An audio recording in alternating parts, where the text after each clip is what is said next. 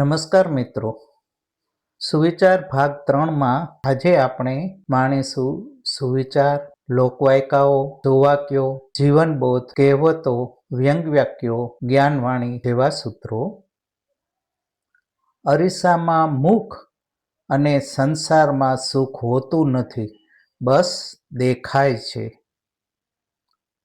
ખરતા પાંદડાએ દુનિયાનું સૌથી મોટું સત્ય સમજાવ્યું કે બોજ બન્યા તો તમારા પોતાના જ તમને પાડી દેશે. જ્યારે ગરજ પતી જાય છે ત્યારે માણસને મંદિરના 3 પગથિયા પણ ઊંચા લાગવા માંડે છે. સાગરના મોતી શોધવા સહેલા છે, પણ માનવીના મન સમજવા અઘરા છે.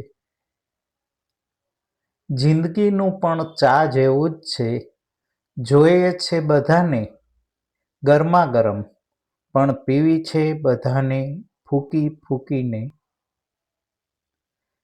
બીજાની ભૂલ કાઢવા માટે ભેજું જોઈએ અને પોતાની ભૂલ સ્વીકારવા માટે કલેજું જોઈએ.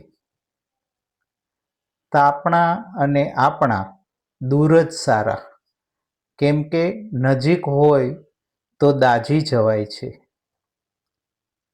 પથ્થર તોડીને જો ભગવાન બની શકતા હોય તો લોકો પોતાનું અભિમાન તોડીને માણસ કેમ નથી બની જતા?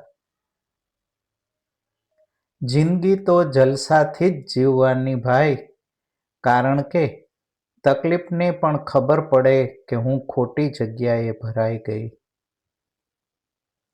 સમય મળે ત્યારે શાંતિથી વિચારજો કે કોણ વધારે સુખી છે, સોનાની ચેનવાળો કે ચેનથી સૂવાવાળો? થતું હોય તેમ જ થાય છે પ્રભુ.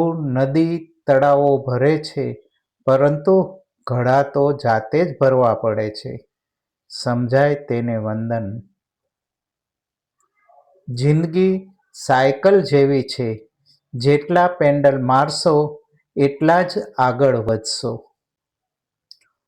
ઉડવા દો ધૂળને, ક્યાં સુધી ઉડીને જશે? રે ભલા માણસ, પવનનો સાથ છૂટશે એટલે જમીન પર જ આવશે ને. જો ઉપરવાળાથી તમારા સંબંધ મજબૂત હશે તો જમીનવાળા તમારું કંઈ નહીં બગાડી શકે.